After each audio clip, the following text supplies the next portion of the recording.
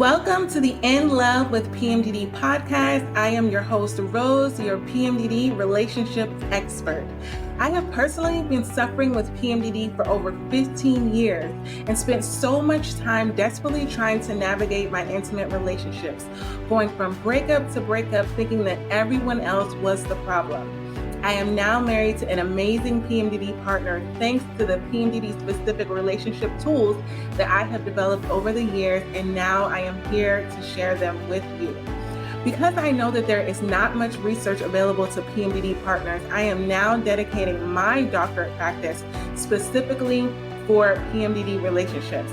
I am a traumatology doctoral candidate, and each week I will be providing PMDD partners with my signature PMDD Trauma Transformational Tools on how to effectively navigate an intimate relationship while having PMDD so that you can avoid the patterns of breaking up with your partner every single month and you can finally have the supportive relationship that we all desire and deserve. Thank you so much for spending time with me today. Now let's get into your weekly dose of PMDD relationship tools. We got this. Today we are going to be talking about 10 ways to handle the stress of life without taking it out on your PMDD partner. So the reason why I'm doing this particular topic is because I've been dealing with so many clients that have been dealing with a lot of stress that's going on in the world, in their personal life, and it's not directly correlated to their partner, but they're finding it really hard to manage the stress of everyday living without taking it out on their partner. And then next thing you know, they're arguing. And what's happening is a lot of times this is happening when they're not in PMDD. So it's really damaging their good days. So when you get into a point where you have all of the struggles that you have going on when you're in PMDD, and then you go into your good days and the normal stress of life comes on, and you're not able to enjoy your good days with your partner, then next thing you know, you go right back into PMDD and then you don't have any good days. And when this goes on month after month, it's very exhausting, not just for the partner, but that also for you that's dealing with PMDD. You know, you're feeling like you're never really getting a break. So the first thing that I want you to do, and I want to preface outside of these 10 tips, is to recognize that you can have struggles and stress and life happens outside of PMDD. I know it's so hard to kind of compartmentalize everything that's going on because we're so used to being focused on PMDD. Even when we're in our good days, we're focused on it. And when we're not in our good days, when we're in PMDD, we're focused on it. And it can really begin to consume us, consume our life, to where if something else happens, when we're not in PMDD, we're all of a sudden, we don't know how to handle it because we're like, we don't have PMDD to blame it on, right? So stress can happen in your life where if you have a death in the family, I had a client that had a death in the family and it really triggered some trauma and some things going on. For me personally, I know that I have a lot of stress going on. I'm in the East Coast. I'm moving to California soon. I'm living out of a hotel with me, my daughter, and my dog. My husband is on the other side of the world dealing with his things with work and everything. And so there's a lot of stress that's going on that has nothing to do with PMDD. And so when we try to think about, okay, what has to do with PMDD, what doesn't, it's just the mere fact of knowing that I have stress going on in my life, and this would happen even if I didn't have PMDD. And I feel like we're so used to putting the blame on the stresses of life on PMDD that we fail to recognize or even give ourselves a little bit of grace to know that even when we're in our good days, where we're supposed to be so happy and joyful, stuff can happen, life can happen, and it can cause stress in our life. And when we go through those times, we end up taking it out on the people that are closest to us. And 9 times out of 10, that's our PMDD partner. And that can be very confusing for them because they're used to dealing with the stresses of being in the relationship and having the reactions when you're in PMDD. But when you're not in PMDD and you have normal arguments that happen in relationships, that can be very confusing for your partner because they're not really prepared for that. Like they kind of prepare themselves for everything that happens when you're in PMDD, but they kind of let that guard down when all of a sudden you're not in PMDD. They're expecting perfection. They're expecting good times, good vibes, all of the reconnection. They may be putting all of their needs and desires on hold and thinking that they're all going to get fulfilled when you are not in PMDD. But if you have stress that's going on in your life, that may not be the case. So we're really going to go over 10 trauma transformational techniques that are going to allow you to deal with that stress that's going on in your life, whether you're in PMDD or not, so that you don't take it out on your partner. And I know so many times when we get really stressed and we get really overwhelmed, then how we approach our partner is different. How we react to our partner is different. And there's just this level of tension. It's like this barrier between us connecting with our partner because we're feeling so tense, we're feeling so overwhelmed, and we just feel like we can't take on anymore. We're feeling like we're already overwhelmed with the stress that's going on in our life. So if any little thing comes up in our relationship, all of a sudden it's overwhelming, it's too much. And when we think about in the grand scheme of things of what can we take off of our plate, this is when a lot of times my clients have said, this is when I've wanted to break up with my partner because I've literally felt like if I can just take one thing off my plate, then I can handle everything else. And so I'm going to give you these trauma transformational techniques so you know that your relationship doesn't have to be the thing that you take off of the plate. It can actually be the thing that helps you deal with the stresses of day-to-day life. So often we forget that we're in a relationship so that we can have support, so that we don't have to deal with the stress by ourselves. But somehow that's gotten lost because we've realized that relationships cause stress. So if we're like, oh my goodness, if I originally got into a relationship so I don't have to deal with the stresses of life on my own, but then I get in the relationship and I realize that the relationship itself can cause stress, that's not what I need. So you think about taking that off of the plate. But when we learn how to approach our partner the right way, we can get the support that we need for us to remember that our relationship is there to relieve stress, not add stress. So the first thing I want you to do, the trauma transformational tip, I want to preface that I know sometimes you're driving. I know sometimes a lot of you are in the shower, you're doing different things when you're listening to the podcast, but all of this, sometimes you need to write this stuff down because it's easy for you to forget when you're in the moment.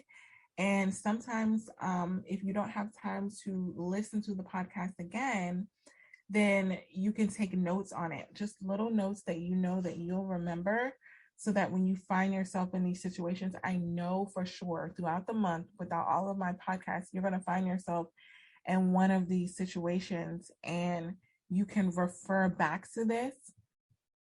And so when you're my private client, which I am accepting private clients for the month of May, but when you're my private client, I provide you with an ebook at the end of our session, and it really discusses all of the trauma transformational tools that I give you. So you don't have to take notes during the session because I want you to really be engaged in it. And I want you to be present, and I really want you to absorb it in your mind of like what we're talking about for your specific relationship, because it's very customized. You tell me what's going on with your relationship, and then I give you the tools in order to combat that. But I also provide you with an ebook so you don't have to take notes during the session. When you're listening to the podcast, you do need to take these notes because I know it's a lot to take in a short amount of time, and I know you're multitasking because like attracts like, and that's what I do. A lot of times when I'm listening to podcasts, I do it when I'm getting ready in the morning. I do it sometimes when I'm in the shower. I do it when I'm driving to work. So I know that you may not be in a position to take notes when you first listen to it, but at some point, that's why I do one a week. At some point during the week, just get a pen and a pad, write it down. And if you're in need of a customize, if there's something that I'm talking about and you really want to customize it to your specific relationship and what you specifically have going on, then you can contact me for a private session so that I can tailor the tools to your relationship so you don't have to think about it and you can just rinse and repeat and be able to utilize these tools. But I'm going to go into the 10 tips, but I did want to let you know that writing these down is really helpful because it is a lot to take in. And if you're not used to doing it, it's very new to you. So the first tip is I want you to embrace the real you. So many times we try to alter our actions, we try to change our behaviors to fall in line with the expectations of our partner. So if we're not in PMDD and our partner is expecting us to be a certain way, we kind of put our feelings in the back burner because we feel like we have to cater to our partner when we're not in PMDD. But what I really want you to understand is you don't owe your partner extra credit when you're not in PMDD. You don't owe them extra things to do because you're trying to make up for what you did when you were in PMDD. I know that's a lot of pressure, and I really was like that earlier in my journey. I was thinking to myself as soon as I came out of PMDD that I needed to make sure that I did everything right. I needed to do extra. And a lot of times, sometimes I just wanted to relax and binge watch Netflix, and I just wanted to just kind of do my own thing. But I didn't do those things that I knew that I needed in the moment because I wanted to do things to make my partner feel better. But at the end of the day, what I ended up doing was resenting it later on because when I was dealing with normal day-to-day stress, I had no way of relieving my stress because I was so busy trying to cater to my partner. So I want to let you know that it's okay to embrace the real you and to really think about what it is that you need when you're in the relationship in any given moment for any given stress that you have going on. That's not being selfish. It's not catering to your partner, because we have to always remember how we are is going to be a reflection of how we are in our relationship. So if we pour into ourselves and we restore ourselves, then when we go back to our partner, we're going to be better for them. So don't feel bad for wanting to take the time out, and maybe your partner asks you to do something that you know at the time you really don't want to do, right? You really don't have the energy to do it. You don't have the interest to do it. It's not really paramount. It's not an event that's really going to make a big difference in their life. And you know that you really need some time to get yourself together because you've been dealing with a lot of stress in certain areas of your life. It's okay to say no. It's okay to say, you know what, I can't do that right now. I'm not in a place where I can give that to you right now, but always reschedule something, and it's not like bartering, but it's kind of like, I can't do this for you right now, but how about we do this? Suggest something else so that you're not completely closing the door, but you're also not doing the people pleasing thing to where you're putting your feelings on the back burner. So the pressure to please your PMDD partner can be massive, especially if you want the relationship to work. But avoid compromising with your partner when it means that you're neglecting who you really are.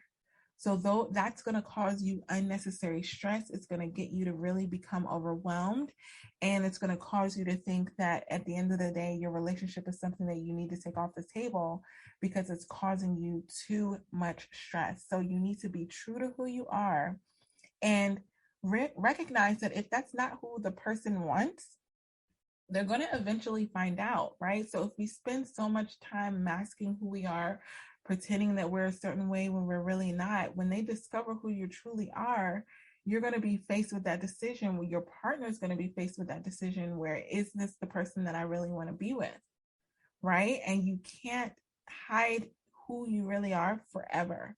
And I know a lot of times in relationships, especially dealing with PMDD, it's like, am I the person that I am when I'm in PMDD, or am I the person that I am when I'm not in PMDD? Because so many times you can kind of resonate with both personalities, both characters, but your partner needs to be able to accept you for who you are. That doesn't mean accepting bad behavior.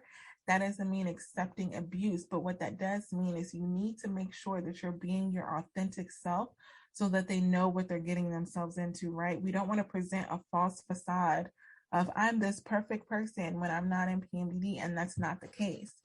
And we don't have to feel guilty about having flaws and having things that our partner has to deal with when we're not in PMDD. I understand that when you think about your PMDD partner and you're like, they have to deal with so much when I'm in PMDD, that when I'm not in PMDD, I should just be perfect for them. I should just be the perfect partner that they need so that they'll still want to be with me, even though I have PMDD. But that's not realistic in any relationship.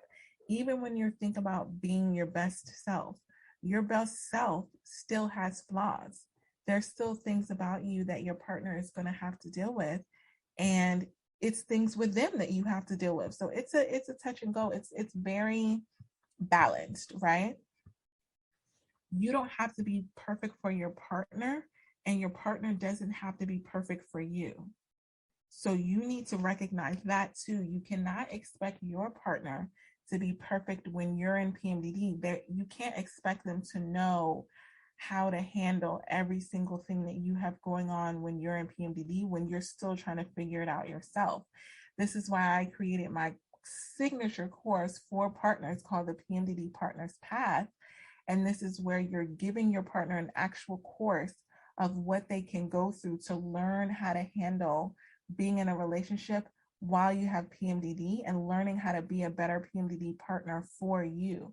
And this is not something that people just magically figure out. And it's not a situation where if they love me, they should know how to handle me when I'm in PMDD. That's not a thing.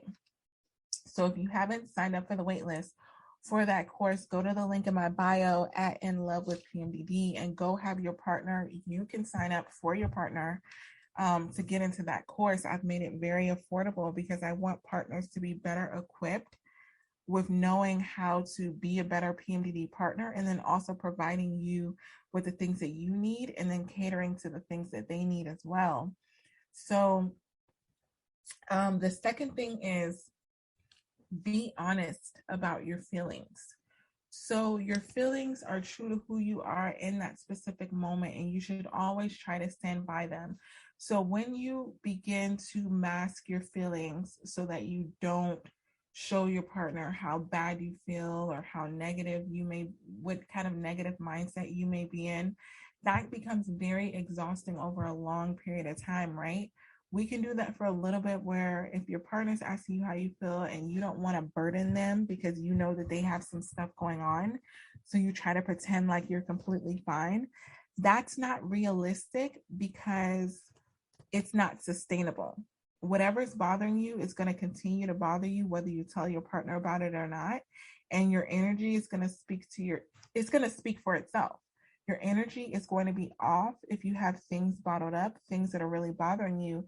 And the whole purpose of being in a relationship, an intimate relationship, is really allowing your partner to know how you're feeling and to be there for you. So I know a lot of you, when you go through PMDD and when you're not in PMDD, you're hiding a lot of things because you're like, okay, I can tell my partner this, but I can't tell them that, because you may begin to think that your partner can't handle your true feelings. I remember there was a time in my journey where I decided to pretend like I didn't have PMDD, like just pretend like when PMDD came for the first 7 days. So right now it's 14 days, but when it came for the first 7 days, I would literally try to act like everything was fine. It wasn't until like day 8, when I was in my last 7 days, when, the symptoms become more intense, that I started to open up with my partner about everything that I was going through. And my partner literally told me that he felt the most disconnected from me when I was in those first 7 days. And you know the reason why? It's because I was hiding. I was hiding my feelings. I was hiding what was really going on in my mind. And I was pretending like I was like the perfect partner, and I was just handling everything so well. And my partner was like, even like, oh, I'm that's amazing that you're feeling that good. And I'm like, yeah. Meanwhile, I'm on the floor crying in agony, like going through all of these things. Like, it wasn't honest. It wasn't true. And when you decide to hide your true feelings from your partner, that lowers your intimacy. You're not really connected to them if you're hiding how you feel. So the more upfront you are about how you feel, the more respect you'll get from the other person, because they'll respect what you're going through, right? My partner had so much respect for me when he realized all of the symptoms that I had going on with the PMDD, all of the feelings that I had, everything that I was bearing to him. And he was like, wow, I really respect you because of you're going through all of this, but I see how you're performing. I see how you're acting. I see you're taking care of your responsibilities, and I know how hard it is for you. So that actually allowed my partner to have more respect for me, which is definitely what you want, because if you want your partner to treat you the right way, they have to respect you. And then the less stressful you feel, because when you're not having to hide all of those things, it's just a weight that's lifted off of you, right? It's just like, okay, I don't have to, like, I see my partner calling, or I'm about to go home to my partner, I'm about to go visit my partner, I'm not feeling my best, and I don't have to pretend like I'm feeling my best, and I don't have to be a certain way in order to be with them. I can just be real and honest with them, and that's when you begin to get the support from your partner that you really need, because they're able to know how you feel. It's kind of like if you had a Band-Aid to put on a wound, but you don't know where the wound is. Like, you're not telling your partner where the wound is. So yes, they have a Band-Aid that they can help put on your wound of what you're going through, whether you're in PMDD or not. But if you're not honest about how you're feeling, how are they going to know where to put the Band-Aid? And you're basically robbing them of the opportunity to provide support to you, because you're not being open in the ways that they actually need you. So if you don't like when something is done in a particular way that your partner's doing, just say it. Both of you are either going to agree or disagree with it, or decide that there's no room for compromise, or you're just going to meet halfway. Like, this is what gets couples to be so solid in their connection, is that they're both really honest about how they feel, and then you put yourself in a space where you just handle it, right? You just, I know what it's like. I know what it's like to be in cookie cutter, sugar coated relationships where you're kind of just surface level, where you're not really sharing what's really going on with you. And when issues come up, you both kind of go avoid it. Like, you may even stop talking, like in the middle of an argument or in the middle of a disagreement, or if you guys have an interaction, you may disagree with each other and then not talk for a couple of days. And then when you talk a couple of days later, you may not even address the thing that you had the strong feelings about. You may just avoid it and just start talking about something else.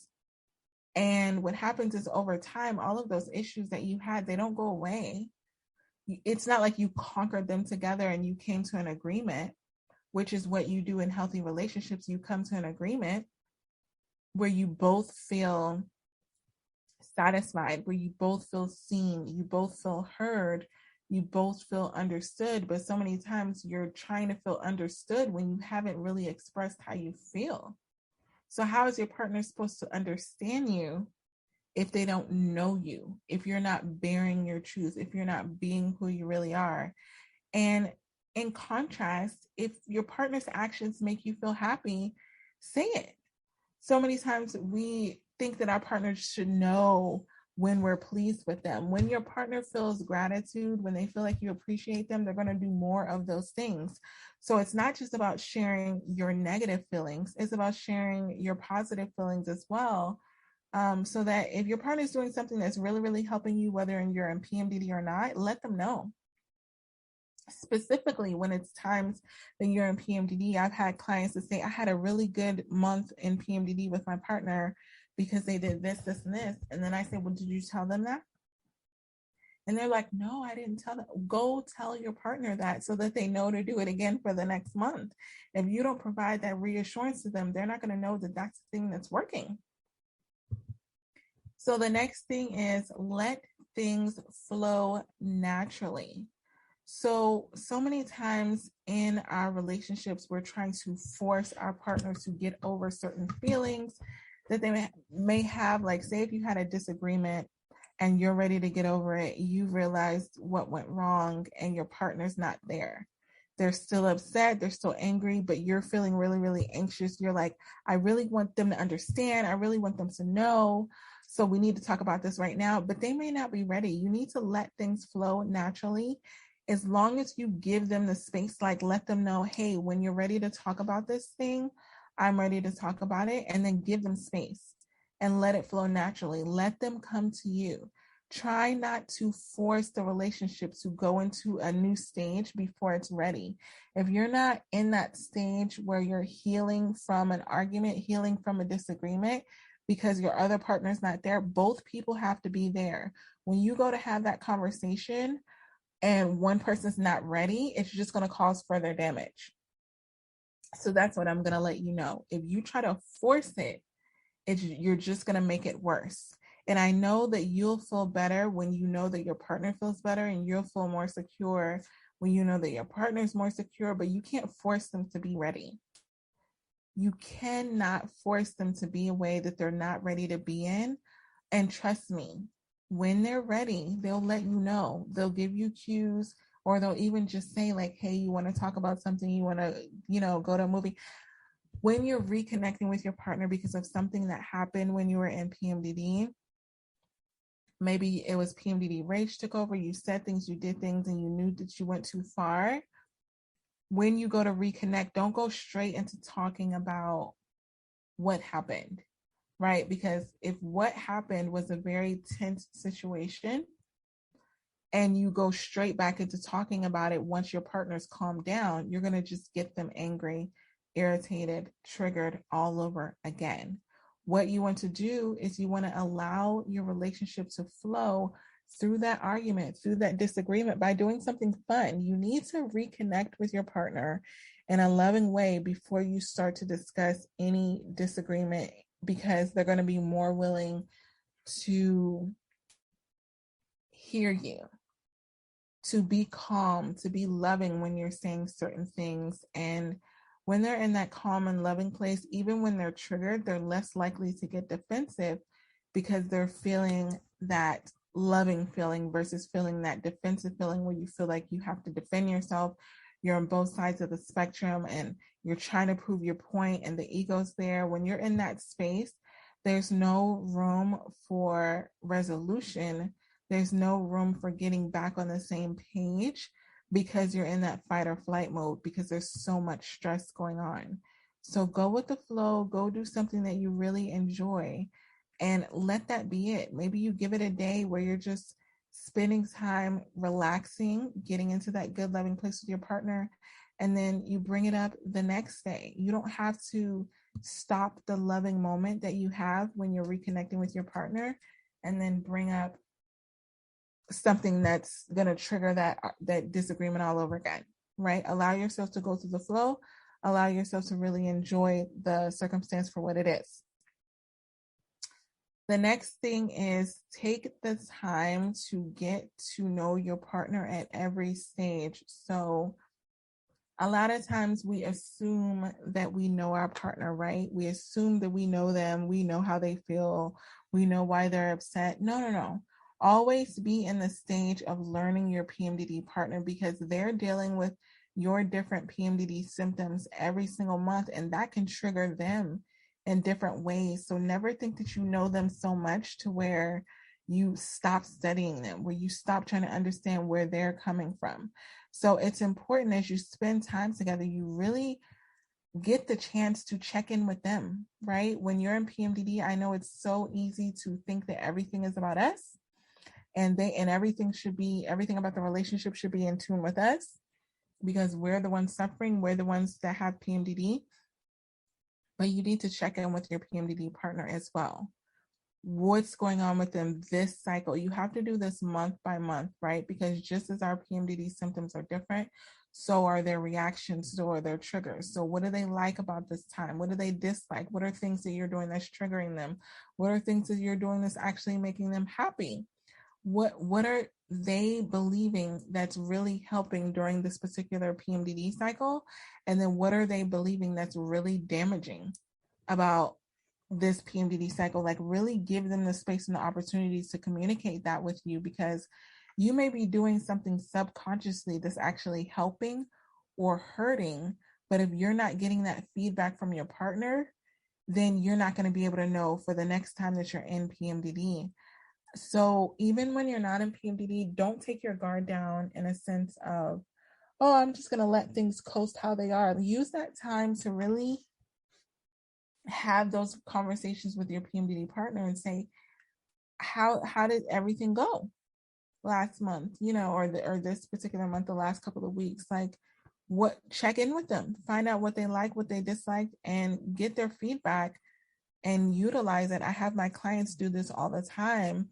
Write it down, because I guarantee you, when you get in PMDD, you're not going to remember, right? You're thinking about yourself, you're thinking about surviving, as you should be, but you need to be able to hear specifically what's going on with your partner so that you can use it for next month. And the next thing is, go into your good days being optimistic. Go into PMDD being optimistic. What do I mean by that? When you have a positive outlook when you're going into PMDD, you're able to do this because you have tools.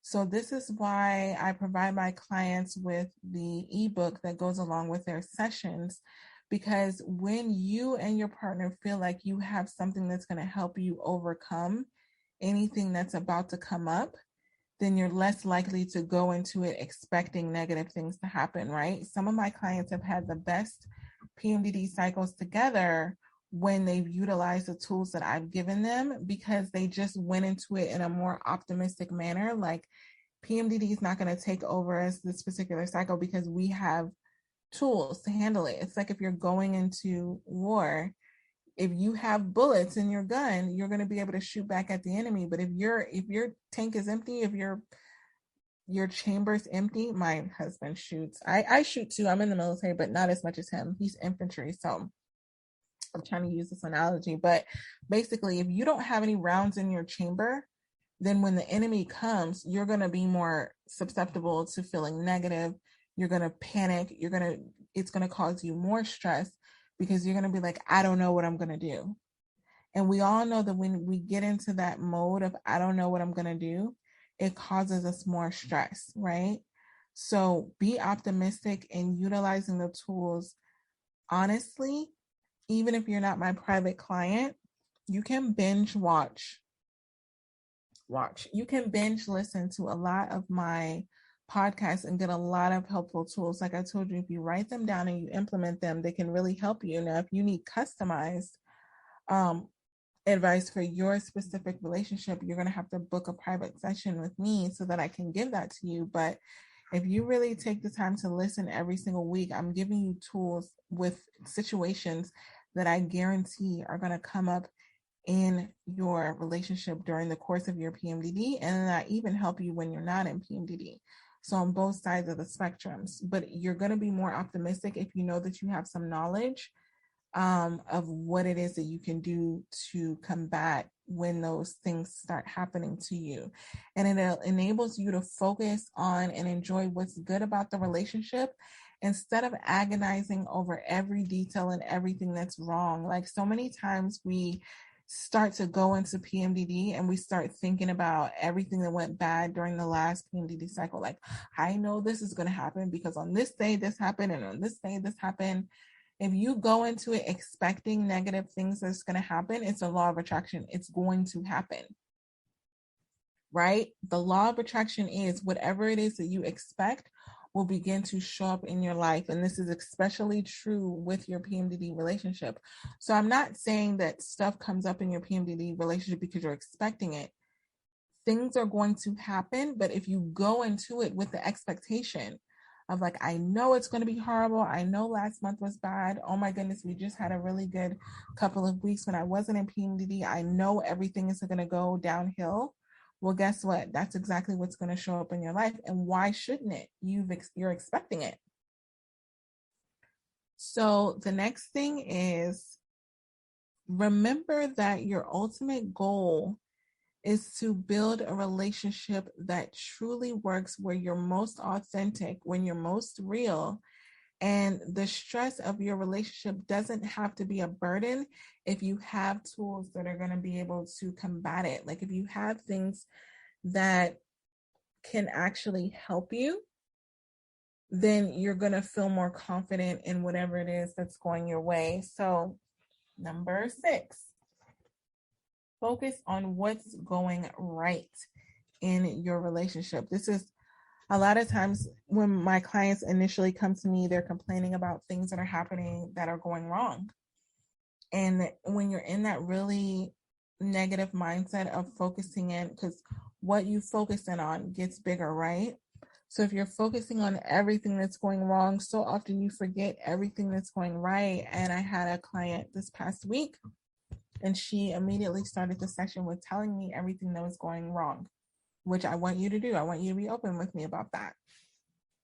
But when I shifted her focus towards the first thing, I gave her the tools for everything that she explained to me. And when we ended the session, it's very important that when you go back to address your partner, that you're able to address them in a manner that's focusing on what is going right. Because if you don't give your partner credit for the things that are going right in your relationship, you're not going to see them anymore, because your partner's going to begin to think, well, what's the purpose of doing all these things right if my partner's never acknowledging them, if they're acting like everything in the relationship has gone to crap just because we've had our bad moments. But what I had my client do was I asked them, what's going on right in your relationship? What do you like about your relationship right now? What do you like about your PMDD partner right now? And I had my client, and you can actually do this exercise. This is free coaching right now, free PMDD relationship coaching. I want you to write down 5 things that are going right in your relationship and 5 things that you like about your partner when you're in PMDD. How are they handling it? And one of the things that my client says was they're more understanding with me when I'm in PMDD because I've implemented your tools, and in turn, they've been more understanding. And sometimes we forget that, because when they start to do things that are seemingly not supportive, we forget about everything that they're actually doing right. And once I had her write these things down, so she had 5 things that she liked about her relationship during this last PMDD cycle, and then 5 things that she liked about her partner during this PMDD cycle. When she was still in PMDD, because she still had another 4 days, she could be able to reference those things every single day to remind herself that even if she feels like she's going through a lot of crap right now, there are still things that are good about the relationship. And sometimes we really have to remind ourselves about that, specifically when we're in PMDD, because it's easy for us to forget. It's easy for us to get into that, woe is me, everything's going wrong, the whole world is crashing down around me, which a lot of times it feels like it is, and a lot of times it may be, but there are things that are going on that are actually right. And we need to remember that. And a good way to do that is to write it down and read it to yourself first thing in the morning, every single morning when you wake up, so that when you're approaching your partner, it's not approaching them for what it is that they may have done wrong yesterday or even that particular morning. You're approaching them with realizing that there's a balance. There's a good and a bad. There's a yin and the yang. So number 7 is, don't try to be positive all the time.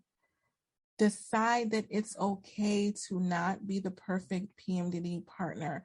That is so much stress and pressure on us when we think that we have to be perfect all of the time, and we overanalyze how we handle things in our last argument, in our last disagreement. And a lot of times what happens is when our system is not regulated, and the PMDD rage comes out, we act a certain way, we react a certain way. And then when our systems get back regulated, because all of that's temporary, then we start to regret our behavior, and we start to beat ourselves up about it, and we start to pick ourselves apart because of it. And we put so much stress on ourselves and say, I'm not going to do that again, because you're so ashamed of how you acted in that moment that you just vow to not do that again. And that's a lot of pressure, because you're not perfect. And guess what? Your partner's not perfect, and neither one of you are going to be. But what is perfect is that you're both trying. You and your PMDD partner are trying, and that is enough. I've had a client where I've had to have her, this was actually her meditation. A lot of times I'll give affirmations to my clients for the week after we have our session. And it's just something that they specifically need to remember for their particular relationship. And one of the things is you and your PMDD are not perfect, and that's okay. And the amount of stress that alleviates for you, knowing that you don't have to be perfect, is astronomical. Don't ask me to spell it, but it's huge, right? To know that I don't have to be the perfect PMDD partner. My PMDD partner doesn't have to be perfect. We're both trying to figure this out. But guess what? What is perfect is that we're both still trying, and we both still love and care about each other enough to do so. And every single time that we fail, we learn. Every single time that we fail, we learn. Another affirmation. Get better. Don't try to get perfect. That is an uphill battle that it's like dangling a carrot that you'll never get. Strive to be better. Don't strive to be perfect. And watch the stress start to melt off of you, so that when something happens and it's not perfect, you're just like, okay, well, what did I learn from this? And if you learn something, then you win, right? So the number 8 is find out what's not working in your relationship. Don't try to brush by it. Don't try to avoid it. Don't try to criticize your partner because of it. Don't criticize yourself because of it. But once you identify what's not working, start working on it. Once you identify what is not working in your relationship, you and your partner need to start working on it to get it to a better place. Because finding out things that are not working in your relationship doesn't have to be a negative thing. It's actually a positive thing. It's like, okay, we know what's not working. Now we can work on getting it to work for us, right? You can always address what you know is there, but you have to be self-aware enough to actually examine and say, okay, what did we do last cycle, or what are we doing this cycle? And you can stop things that are going on in your relationship present day. Like if you realize that something's not working, you can stop it right then and be like, you know what? This is not working for us. And then have a conversation with your partner about it. And then ask, what I would say is try to come up with one solution before you go to your partner, because that's one thing that's really big with my partner, is pointing out things that are problems and not coming with any solutions. It's easy for us to say, I don't like it when you do that. But if we don't tell our partner, well, what do you want me to do? I don't know, but it's just not that. Well, okay, that's frustrating, right? Like if your boss told you you're not doing a good job, and then you say, okay, well, how can I do a good job? I don't know, but you're not doing a good job. Well, okay, I don't know what to tell you then. So make sure you have at least one solution to give to your partner, and they're either going to accept it or they're going to be like, no, I can't do that, but I can do this. And now you're in that really great place of compromising and really understanding that we're trying to make this work. This is not working, and we're going to shift it. And then when you get to a point and you recognize it's working again, or this is working, or that change worked, make sure you communicate that to your partner, and make sure you communicate gratitude. And say, I really appreciate you making that change because it made a world of difference. I feel completely better. If you feel like you're not getting enough attention, don't just nag your partner and whine to them and say, you're not giving me enough attention. What does that look like to you? What does that mean to you? Another thing I do with my clients is talk about what it actually looks like for your partner to do the things that you want them to do. Visualize what that looks like, and then explain to your partner, this is what I actually need for you to do. I need you to text me in the morning. I need for you to send me flowers at work on Fridays. Like one time I just wanted flowers and I knew that I wanted it. And I'm not going to sit here and make my partner like read my mind or say, man, you can internalize a lot of things in your mind and about your PMDD partner. And then you can really get upset with them and they've literally done nothing. Like maybe you see somebody else get flowers and then all of a sudden you think about, man, my PMDD partner never gives me flowers, and you start to go on and on and on about all of the things, and I do so much for them and they don't do blah blah blah, and you go on and on and on, instead of just asking your PMDD partner, hey, can you give me some flowers? When I did this one time, I was like, hey, I really think I want some flowers and blah blah blah. My partner ordered them, I got the flowers, I was happy, case closed, that was it. Like, it wasn't a situation where you have to criticize and nag your partner and say, you never do this and you never do that. You're never going to get what it is that you want if you're nagging like that. Like, that doesn't make, if someone came to you like that and telling you what you don't do, is that going to make you want to do nice things for them? No. It's going to make you get defensive and say, well, you're saying I don't do this. Well, you don't do this, right? When you start pointing the blame to your partner, that doesn't make them want to give you what it is that you genuinely want.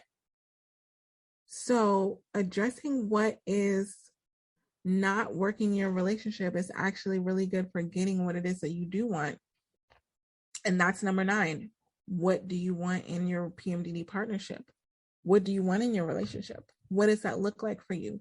Really visualizing what that looks like. Another thing that I do with my clients is we visualize what that looks like. So many times we don't even think to do that. We just say, I just know things aren't right. I don't know what I want, but I know this ain't it. And that's fine. That's fine to start with. But this is why you need a coach. This is why you need someone to coach you through visualizing what it looks like so that you can go to your partner and give them the play-by-play. Hey, I need this. And then in turn, ask them what it is that they need. And then if you both give each other what you need, you're golden. You're good. But to just tell your partner what you don't want without giving them a visual of what you do want is not really going to work. But in order to give that to your partner, you have to know yourself. And sometimes what we need in relationship, it changes specifically. So I know that my needs when I'm in PMDD are way different from my needs when I'm not in PMDD, right? Like, I specifically know when I'm in PMDD, I need space. I need time to do self-care way longer than I normally do. I need time to reflect. I need time to journal and write and exercise and get outside and not have a lot of requirements of me that are outside of the things that I know that I have to do. So what I specifically need from my partner is just unconditional support. I just need my partner to be my cheerleader and just to literally be like, good job, babe. Like, you're doing amazing. You're doing a really great job. Not to tell me while I'm in PMDD all the things that I'm not doing that I probably already know that I'm not doing. I don't need that reminder, right? When I'm not in PMDD, I don't need that space anymore. I need love and affection and attention and all of those things, and to go on trips and just to do the things that I enjoy doing with my partner. And that is a big shift, right? From when I'm in PMDD to when I'm not, but I need to be able to communicate that to my partner so that they can adapt to that. And then I need to find out what my partner needs so that I can adapt to that.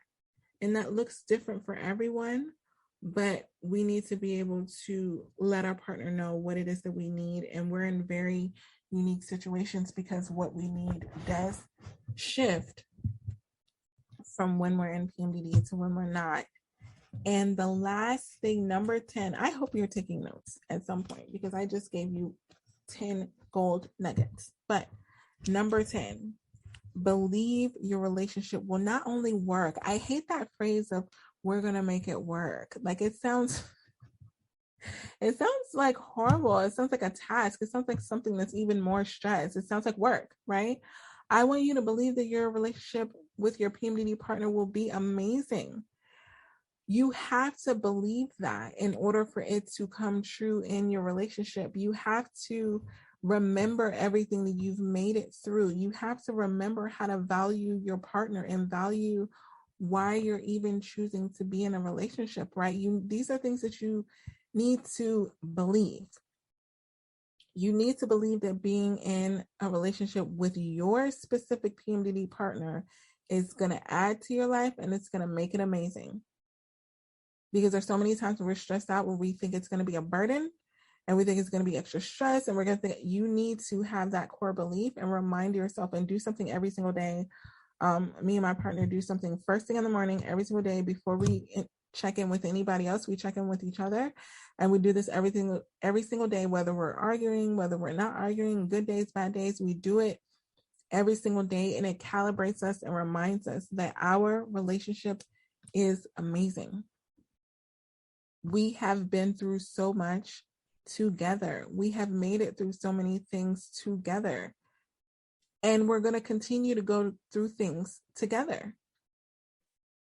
And that's amazing, to not have to do it alone, to not have to handle it alone. And yes, it can be challenging, but it's worth it. And you need to remind yourself that it's worth it.